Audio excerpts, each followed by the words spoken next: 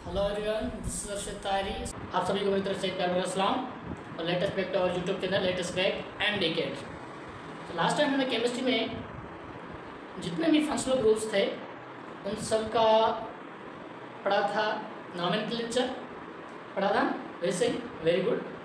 तो आइसोमेरिज्म भी पढ़ा था, खूब तरह से बेहतरीन तरीके से पढ़ा था, आप डॉक्टर बन गए। तो आज हम पढ़ते हैं जितने भी फंक्शनल ग्रुप हैं उनकी फिजिकल प्रॉपर्टीज़, केमिकल प्रॉपर्टीज़, उसका यूसेज वगैरह एटसेट्रा जो भी होगा। मतलब इसका कि हम उनकी नॉमेनक्लेचर को एस्केप कर देंगे।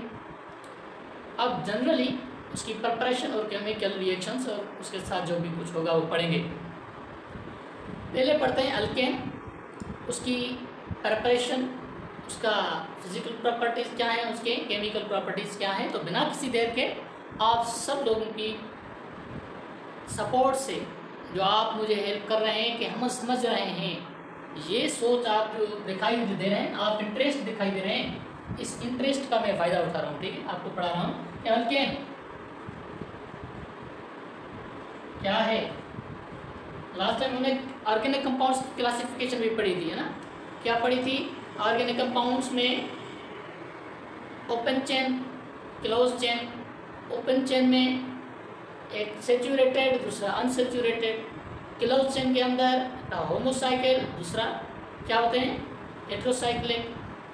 होमोसाइक्लिक में एरोमेट्रिक, नॉन एरोमेट्रिक। हेट्रोसाइक्लिक में एरोमेट्रिक, नॉन एरोमेट्रिक एटसेट्रा जितने भी थे। हम उन ऑर्गेनिक कंपाउंड्स में क्लासिफिकेशन जब की थी तो उसमें अल्केन भी लिखा था। उस अल्केन को हमने लिखा था सेचुरेटेड फैमिली में। सेचुरेटेड फैमिली क्या होती है? जिसमें सिंगल बॉन्ड हो, उसकी जब बॉन्ड सिंगल बॉन्ड आ जाए तो उसकी हाइब्रिडाइजेशन sp3 हो जाती है ना। एग्जांपल पढ़ लेते हैं। तो उसका बॉन्ड एंगल कितना होना चाहिए? 109.5 डिग्री होना चाहिए। अगर अल्केन को हमने लिया तो अल्केन को पढ़ने के लिए एक एग्जांपल को उठा लेंगे। यहाँ पर सिंपल मीथेन ले लेते हैं, इसकी स्ट्रक्चर ड्रा कर लेते हैं। Carbon, hydrogen, hydrogen. इस हाइड्रोजन को जब हमने ऊपर से लिखा, इस हाइड्रोजन को लिखेंगे। 4 हाइड्रोजन हमने लिखे। अब देखते हैं कि इसके पास 4 सिंगल बॉन्ड है ना। ये sp3 हमें बता रहा है जितने हाइब्रिड ऑर्बिटल हैं उतने और ऑर्बिटल होंगे। इसकी हाइब्रिडाइजेशन कितनी है? sp3 कितने ऑर्बिटल है? 4। इसका मतलब 4 और sp3 हाइब्रिड ऑर्बिटल होंगे कार्बन के, क्योंकि हाइब्रिडाइजेशन पढ़ी जाती है सेंट्रल एटम का। सेंट्रल एटम की हाइब्रिडाइजेशन पढ़ी जाती है। तो सेंट्रल एटम पर पास है कार्बन। कार्बन के 4 sp3 होंगे, बनाता है 4 sp3 हाइब्रिड ऑर्बिटल्स हैं इसके पास हाइड्रोजन के। इसका मतलब ये भी हो सकता है एक एस ऑर्बिटल किसका होगा? हाइड्रोजन का। और कार्बन में p ऑर्बिटल इन्वॉल्व है सिग्मा बॉन्ड के अंदर, तो p ऑर्बिटल के पास 3 डिजेनरेट ऑर्बिटल होते हैं।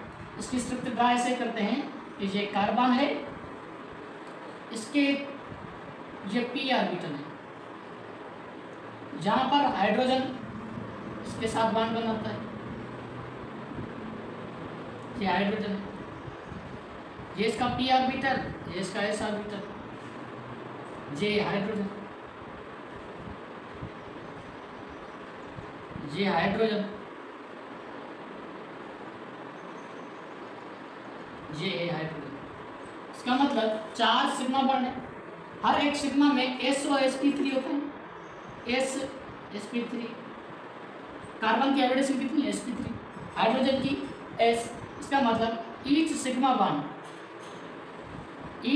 Bond contain sp3 hybridization bond. वैसे ही है, ठीक है। बॉन्ड एंगल इसकी कितनी होगी अल्केन के अंदर?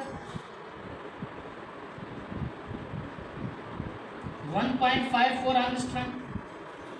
ये मेरे डियर स्टूडेंट्स ऐसी कुछ बातें हैं जो हमेशा याद करनी होंगी, रट्टे वाली बातें हैं, कोई कॉन्सेप्ट नहीं है, ठीक है। जहाँ कॉन्सेप्ट होगा मैं आपको बता दूंगा कि आप पेन कॉपी बुक बंद कर लें, सिर्फ और सिर्फ मुझे सुनने की कोशिश करें, आपको आ जाएगा। अब अल्केन की फिजिकल प्रॉपर्टीज पहले पढ़ लेते हैं, फिर उसकी प्रिपरेशन पढ़ लेते हैं। फिजिकल प्रॉपर्टीज के अंदर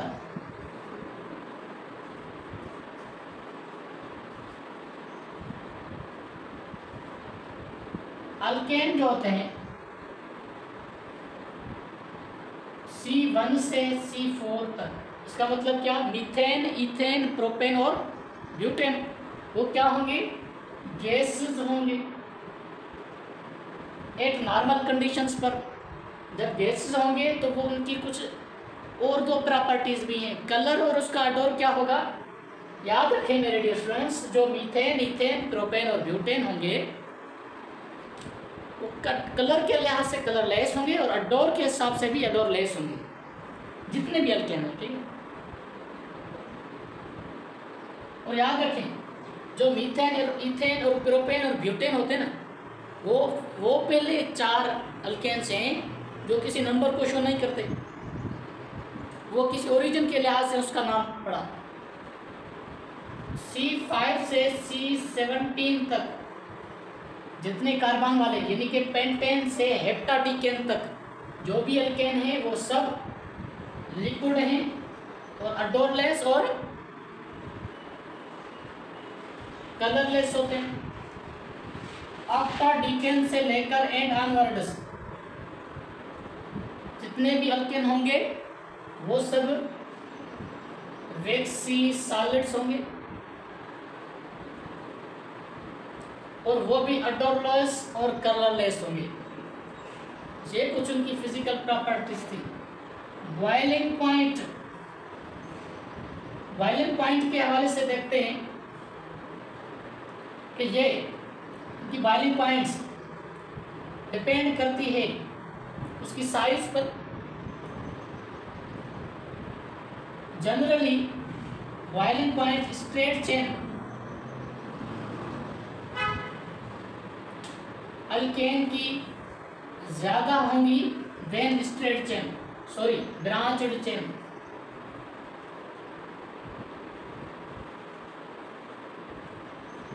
क्योंकि जब ब्रांचेस बनाएंगे उनकी साइज कम हो जाएगी, साइज कम हो जाएगी कि बॉइलिंग पॉइंट फॉर एग्जाम्पल कैसे 1 2 3 4 है, ये ब्यूटेन है, लेकिन जब आइसोब्यूटेन बनाएंगे तो इसकी साइज भी देखें, इसकी साइज भी देखें, ब्रांच आने से साइज कम हो गई तो बॉइलिंग पॉइंट कम हो जाएगी। इसकी ज़्यादा है, इसका मतलब इसकी सरफेस एरिया ज़्यादा है, सरफेस एरिया ज़्यादा है, इसकी भी सरफेस एरिया कम है, तो जिसकी सरफेस एरिया ज़्यादा होगी बॉइलिंग पॉइंट उसकी ज़्यादा। एक और बात, इसके बांड्स कौन से नेचर के होते हैं, इसके पास वंडरवाल्स फोर्सेस होते हैं, ये नेचर के हवाले से नॉन पोलर होते हैं। और वंडरवाल्स फोर्स जो होते हैं डायरेक्टली प्रोपोर्शनल होते हैं साइज के हवाले से, नंबर ऑफ इलेक्ट्रॉन से, मॉलिक्यूलर मास से। जब किसी भी मॉलिक्यूल, किसी भी कंपाउंड का मॉलिक्यूलर मास बढ़ेगा, जाहिर है उसके अंदर एटम्स बढ़ेंगे और एटम्स का तादाद बढ़ने की वजह से नंबर ऑफ इलेक्ट्रॉन्स भी बढ़ जाएंगे। तो number of electrons, molecular mass बढ़ जाएगा, एटम्स की साइज बढ़ जाएगी। जब साइज बढ़ जाएगी तो वंडरवाल्स फोर्सेस मोर स्ट्रांग बन जाएंगे।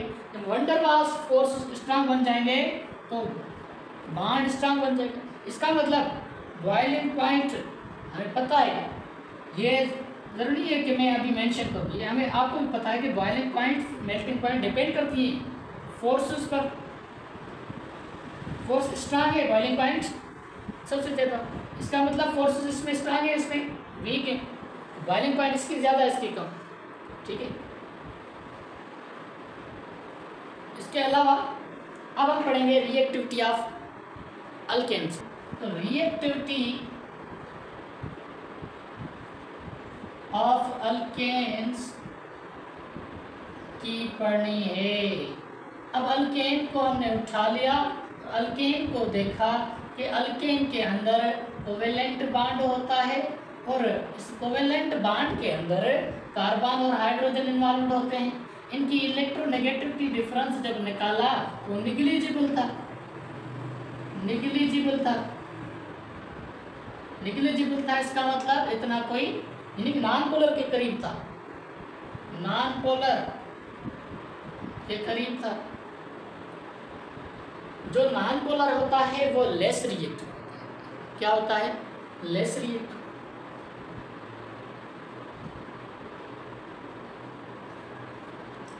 एक तो जनरल रीजन ये मिल गए।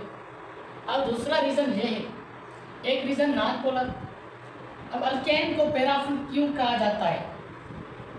पैराफिन का मतलब है हैविंग लेस अफिनिटी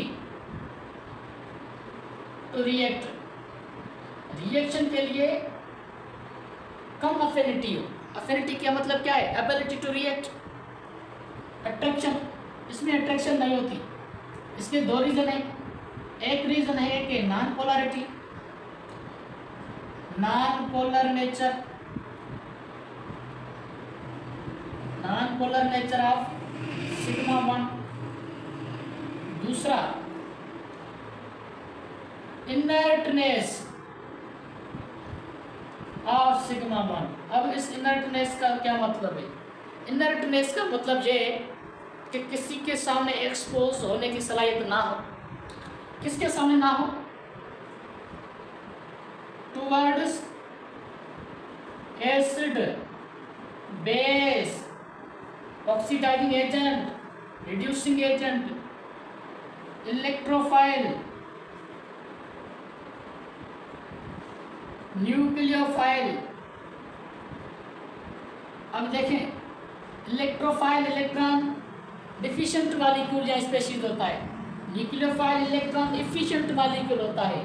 ये एसिड प्रोटॉन डोनर होता है, बेस प्रोटॉन रिसेप्टर होता है, reducing agent, oxidizing agent, oxygen और हाइड्रोजन के रिमूवल और एडिशन में इन्वॉल्व होते हैं। इसका मतलब क्या?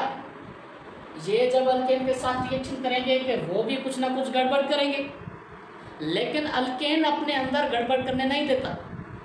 क्यों करने नहीं देता? इसलिए नहीं करने देता कि ये इनके सामने एक्सपोज ही नहीं होता है। तो एक्सपोज क्यों नहीं होता? एक्सपोज इसलिए नहीं होता है कि सिग्मा बॉन्ड इसका जो होता है वो स्टेबल होता है। इसकी सब बॉन्ड्स पूरे होते हैं, कार्बन के सब बॉन्ड्स पूरे होते हैं, स्टेबल होता है। तो इसको हाई एनर्जी रिक्वायर्ड होता है उस बॉन्ड को ब्रेक करने के लिए। जब बॉन्ड को ब्रेक करने के लिए हाई एनर्जी रिक्वायर्ड होती है, उसका मतलब बॉन्ड ये स्ट्रॉन्ग बॉन्ड है।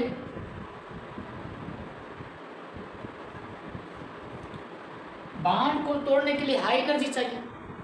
बॉन्ड तब जब टूटेगा फिर वो ये चीज़ें अटैक करेंगी, लेकिन इसका बॉन्ड स्ट्रांग है, इसका सिग्मा बॉन्ड स्टेबल है, नहीं टूट सकता, इसलिए ये बॉन्ड रिएक्शन नहीं करता फर्दर। ठीक है। अब यार एक बात सुन लीजिए, तो वो कहते हैं ना, जब आसमान बारिश बरसने के बाद खूबसूरत लगता है, ठीक है, उसके सराउंडिंग इर्द गिर्द हरियाली छाई हुई होती है बारिश के बाद, ये कुछ अच्छा लगता है, खूबसूरत लगता है। क्यों अच्छा लगता है, खूबसूरत लगता है? बादलों की वजह से। बादल क्या करते हैं? बादल इधर उधर दौड़ लगाते हैं, पानी को इकट्ठा करते फिर पानी को गिराते हैं। इसका रिजल्ट क्या निकलता है कि आसे पासे में हरियाली होती है और आसमान अच्छा लगने लगता है। क्या आप भी आसमान जैसा लगने की कोशिश करते हैं? आप भी, हम भी, और चाहते हैं कि हमारे सराउंडिंग सारी खुशी हो, हमारा बैकग्राउंड कुछ खूबसूरत हो जाए, अच्छा हो जाए। तो इसलिए क्या करना पड़ेगा? बादलों की तरह मेहनत करनी पड़ेगी, इधर उधर देखना पड़ेगा, रेफरेंस बुक्स पढ़ने पड़ेंगे, पंजाब टेक्स्ट बुक, फेडरल, एरोलेस, ताकि वो इंडिया का किताब पढ़ने पड़ेगा। तो सब चीज़ें आके हमारे पास आ जाएंगी, हमारा सीना चौड़ा हो जाएगा, हमारा सीना चौड़ा हो जाएगा, हम खुश हो जाएंगे। और हमारे पास जब, अब देखें, कॉलेज लाइफ में पढ़ते हैं तो स्टूडेंट हैं, यूनिवर्सिटी में पढ़ने जाएंगे ना तब भी पढ़ेंगे, लेकिन वो हमें किस लक़ब से पुकारेंगे? डॉक्टर से। क्या डॉक्टर है? वहाँ भी तो पढ़ते हैं। बैकग्राउंड कैसा लगेगा? अच्छा, वाइट एप्रॉन के साथ होंगे। ठीक है। ये सब कुछ करने के लिए बादलों की तरह दौड़ लगानी पड़ेगी, वार के अंदर, रेस के अंदर कंपटीशन करना पड़ेगा। डायरेक्ट क्या कहते हैं? स्ट्रगल करें अगर आपको रहना है। तब तक के लिए अल्लाह हाफ़िज़। Wish you best of luck. Thank you so much.